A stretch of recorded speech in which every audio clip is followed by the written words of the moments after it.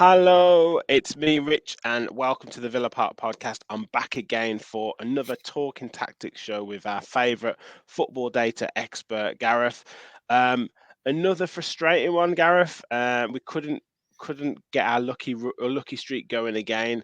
A 1-0 defeat to Wolves. Yeah, I said there, another frustrating one. To be fair, mate. Yeah, gutted. Just gutted because I really thought we'd after they took a right pasting at Brighton. I thought, well, I mean they're not the worst side, but I mean even so, I thought given the run we're in, it was a little bit hit and miss for me early on. But I thought eventually we might get that done, or we might at least get a draw out of it. But Mm. it's just yeah, like you say, frustrating again. Yeah.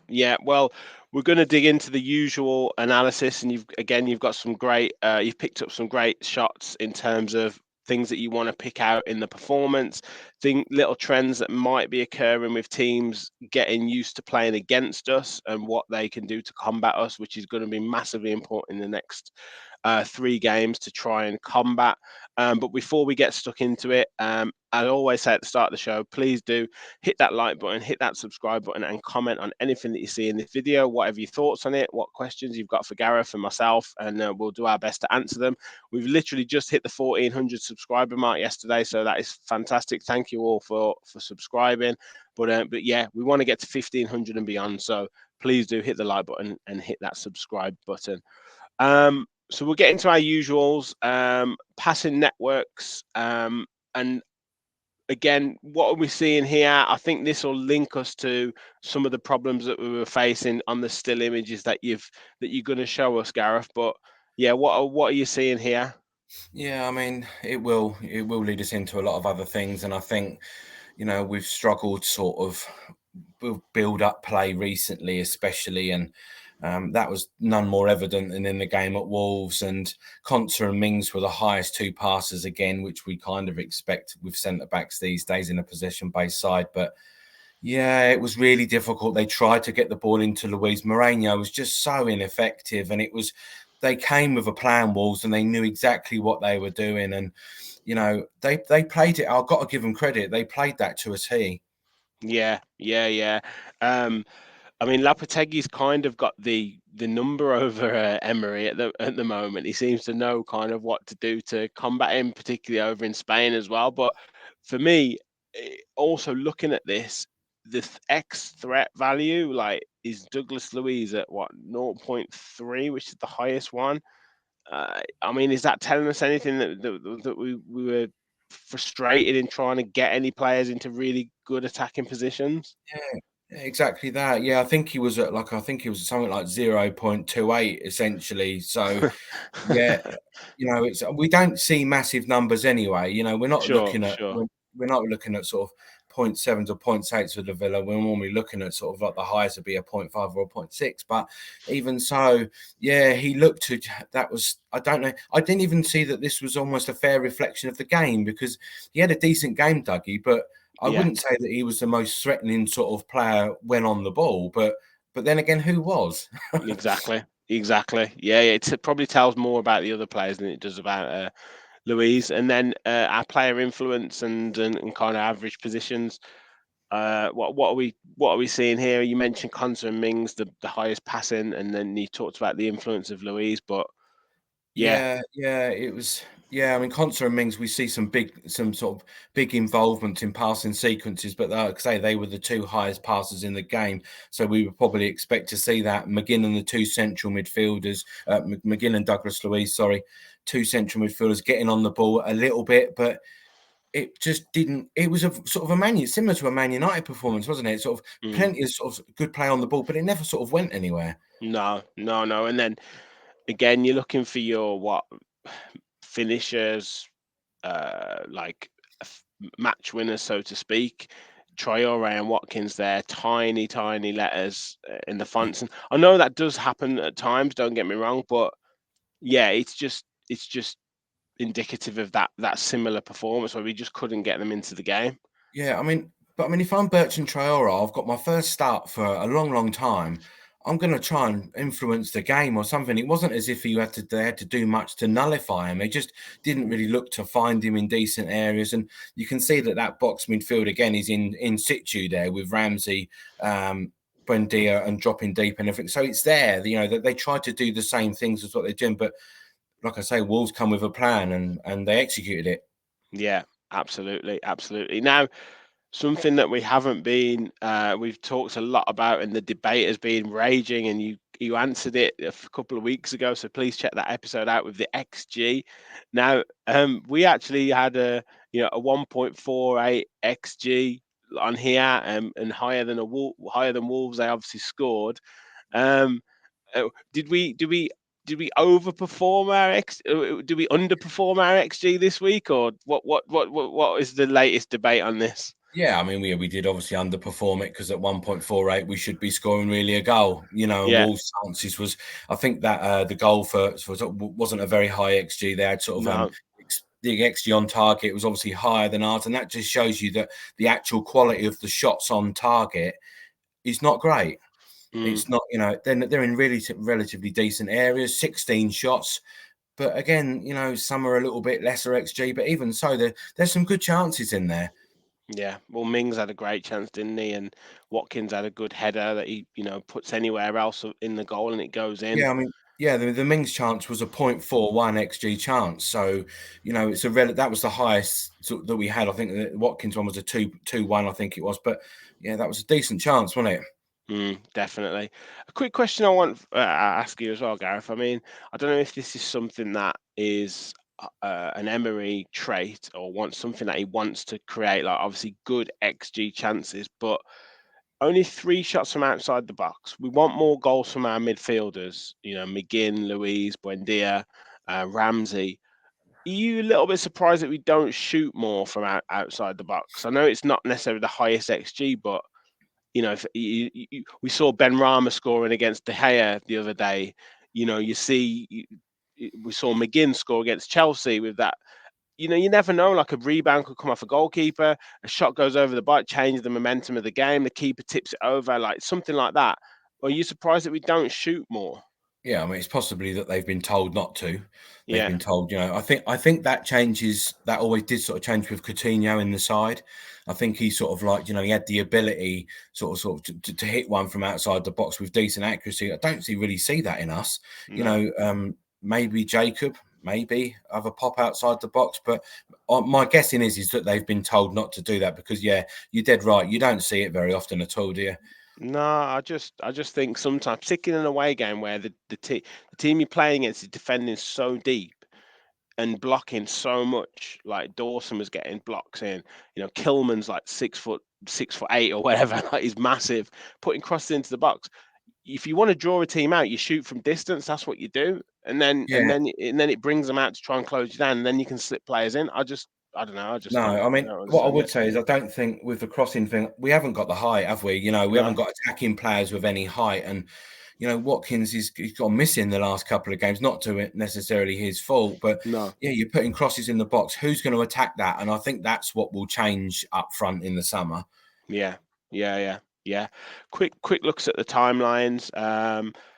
Yeah, I know a game that I actually, like you said, like you've touched on. We didn't play too badly in this game. It was just one of them where we just couldn't find the net.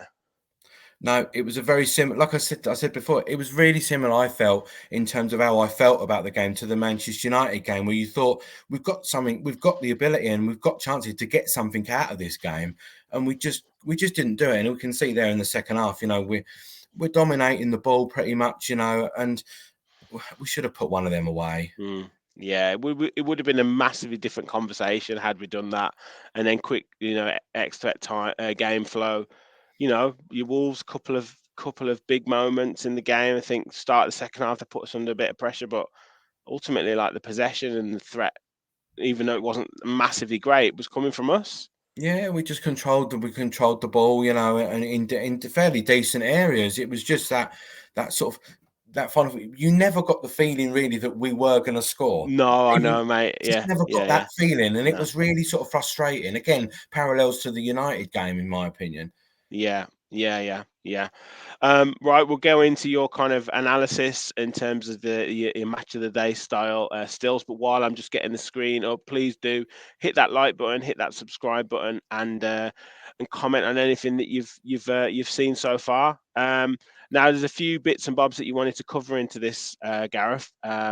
I know, but starting off with something that we all noticed was the Wolves press, and that was very evident to see early on. Yeah, it was. They pressed us sort of, we'll see in the next slide as well, that they pressed us quite high, and they know that we like to build up from the back. They know that we like to pass through Konsa and Mings. I'm not going to name drop him, but I've got a friend on the Wolves coaching staff who I worked with at Crawley, who's one of his assistants. And I spoke to him afterwards, sort of yesterday actually, and he said they knew that Villa liked to play out from the back, and they knew that they had the players in Neto and Costa with the ability to be able to press those centre backs in these types of positions, and then back it up with the midfield, especially with Neves and Lamina, decent energy in midfield. So they came with a plan. Like I said before, they knew where they could press us. They were quite happy for us to go long, because that's what they wanted us to do, because they knew, as you pointed out, that the 8'9" tall Max Kilman, as you put it, and Dawson could win the aerial battles, and they could regain possession, and that was the plan. Exactly. And then saying it here again, just following on, like you said on the next slide, really shutting down Moreno as you've put there. Yeah, and that's what you do. As an opposition analyst, especially in your reports to the manager, you're going to say, where are they a threat? They knew where Villa were a threat, and the trouble is that we spoke about it before. This is the only place where we seem to be a threat, and that's the problem down that left-hand side. So you nullify that on Villa, you're doing something right. Yeah. Well, I think hopefully Matty Cash is in training this week. I know Ashley Young's done great, but having a bit more of a pacey option down that right hand side, I think will really help us. So, fingers crossed that does come to fruition. But yeah, I mean Ashley Young can't really be blamed, but it just gives us that variety. Now you wanted to talk about a little bit about our defensive shape here. Is there anything that we kind of need to look at here, or anything that you spotted? I mean, not in specifics. I just wanted to cover it again because we're looking at trends and everything else, and we can see that the 4-4-2 shape is what we tend to do. And I think we could have probably pushed up just that little bit higher. I mean, we're in good positions here. I will say that.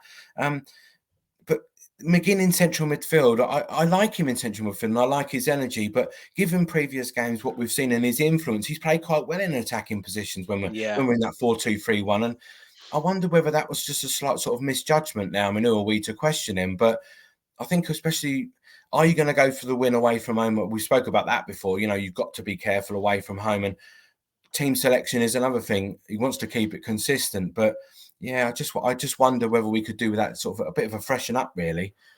Well, my query was obviously Traore starting was a little bit left field, um, and also taking Dendoncker out, especially against a Wolves side that is incredibly physical, tall, big, and we always struggle with those type of teams. And given how well he played against Newcastle, or how effective he was against Newcastle, I didn't quite get it, especially as it was his previous club. No, and that's more my point, really. I guess is that if you were to play Dendoncker and Louise in the pivot, in the 4-2-3-1, you've got then attack. You can push McGinn high, you can push Ramsey and Buendia high, and you can therefore press a little bit higher. But Yeah. yeah, you're right, and especially Dendoncker a threat at set pieces, so that would have been another option. Or you could have put him in there. Yeah, 100%, mate. But like you say, we're not ones to criticise, but it just felt a little bit bizarre to me.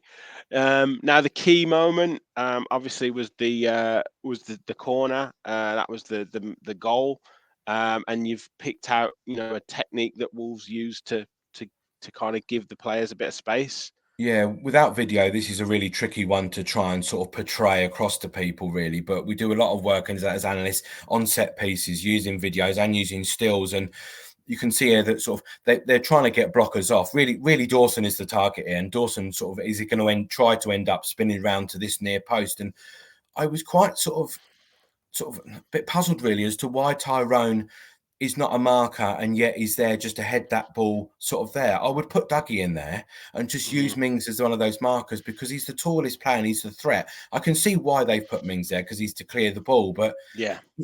it's kind of like you're trying to block people off. So any three of those people, the Wolves players can end up getting their head on the ball. Now, let's not forget that it was Totti that ended up sort of getting his Yeah. head on that ball, and he's the blocker. As long with Kilman, they are the blockers. But if they can get there and get their heads on that ball, that is what they're there to do. But if they block in the same time, that's what they're there to do. But again, we can see here that Dawson and Kilman end up on the floor. Um, Yeah.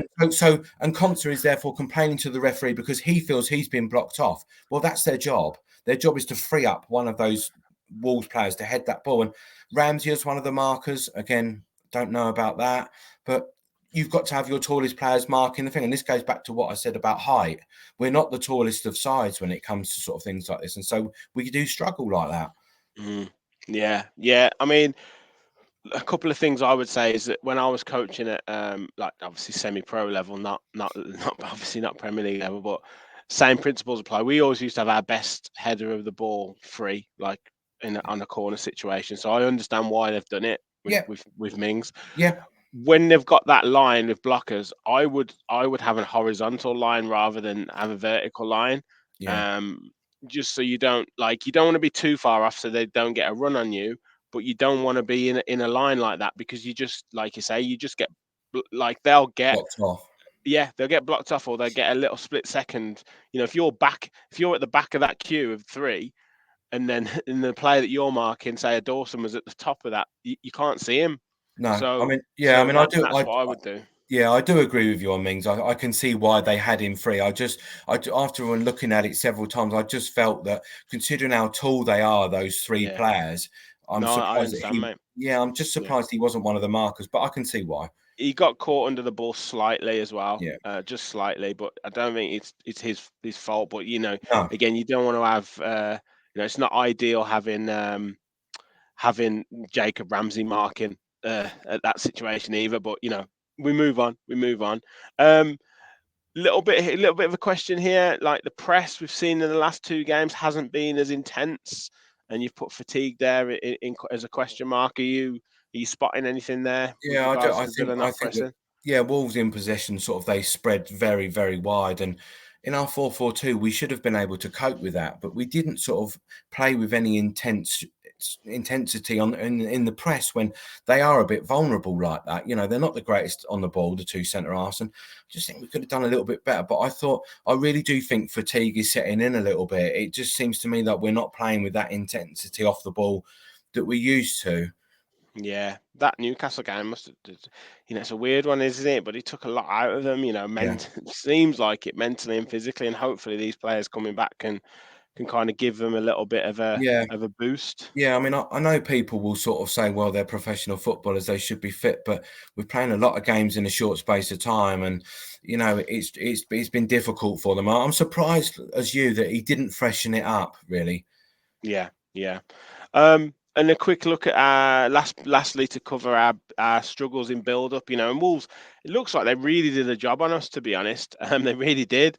But yeah, you're talking here. What are you noticing here about kind of where we didn't quite get our attacking Yeah, I mean, players into the game yeah, as like I much. said at the start, they came with a plan, and I've spoken to my friend. They knew what they were doing. It was just a case of they knew that we wanted to play out through that left hand side, and so they just matched us in the 4-4-2 out off the ball or out position. But I just think it's these sort of decisions that make I mean, Concer's going to try and slide that one into Traore there, but really our best asset is on our left hand side. Now, whether we're predictable or not is two different things. You still got to try and use that best asset to a Mm, certain extent. I mean, we just didn't do that, and I think the ball into midfield is where we're strongest on the ball, and we can play out through Brendia and then out through Mourinho. Just move that ball a little bit quicker. But yeah, you're dead right, and I noticed it within 20, 25 minutes. I knew exactly what they were trying to do. yeah, yeah. And then again, another example here that you've picked out. Um, Again, maybe not utilising Moreno quite enough. We've actually got him in the space here. But yeah, what are you noticing Yeah. about this one? Yeah, you've nailed it. I mean, he's in the space there. Just recycle that ball. I mean, this ball I can't remember, but it probably does end up going out there. But again, just utilize that a little bit more. Maybe play that out to sort of Mings on that side, back into Buendia or into Ramsey there, and then flip it over and just play him in and just be a little bit more sort of clever about it, really. But we just didn't get there. Yeah, yeah. Well, a frustrating one. As we said before, he didn't play too badly, but it is starting to, 1-0 defeats, that much more frustrating because that was something that you could grow out of the game. But we move on to Tottenham on Saturday. I did want to ask you one quick question on the Wolves game. Obviously, you've seen their match up in a 4-4-2. Buendia's kind of pushing on as a auxiliary striker. Is it not just a little bit puzzling that he's not using John Duran a little bit more? Again, a Wolves game, it, not a great deal to lose in that game. A physical presence up front against one of their centre backs. Is it Yeah, not? Is it not an ideal situation to use him? I don't know. I mean, it makes you wonder what he's seeing in training, doesn't it? Because Yeah, he's not sort of getting many minutes at all, and I don't know. I can only yeah. think that he's not performing that well in training. I mean, I don't know. We're just shooting, ducks in the barrel, really. Well, But exactly. Yeah, I know. I know. It just, like I say, there's a couple of decisions there that for me are a little bit puzzling, but he's had a what fantastic run. We can't argue. It, no, it is what it is. no. I mean, We still especially should have against scored as well. We still yeah. I should have mean, scored. and against Tottenham, I think Watkins is going to struggle on his own, but Tottenham, sorry, they're a little bit dodgy in the back. Like they tend to come up high, so he will run in behind. And I just wonder whether we'll see a few changes because I really Mm, do think that we need to sort of try and freshen it up. Like you say, Matty Cash may be back, and Kamara possibly coming back in, maybe. yeah, yeah, yeah. Well, look, are you feeling a little bit more positive now? Brighton getting beaten off Everton was a bit of a surprise. We are really in that hunt for seventh, maybe even sixth, but we've got to win on Saturday, haven't we? Yeah. It's a Yeah. it's a must win, I think now because if you're losing, we've got to play Brighton yet. I think we haven't we? Yeah, got to play No. him last game of the season. Yeah, So yeah, there you go. It could all come down to that, couldn't it? And Brighton won't be as bad again, surely, as they were against Everton the other day. And it's all in our hands, isn't it? But I don't know. I don't want to. yeah. I'm not going to commit myself. Well, whatever happens, mate, we'll be back to discuss, to dissect. I'm sure there'll be other screenshots we can get. There'll be loads of information to come. So, yeah, thanks a lot for all of your efforts, mate. As I say before, as I say every week, where can people find you and your amazing analysis? You can find me on that at that Garage AJC on Twitter. Awesome, awesome. Well, thank you again, Gareth.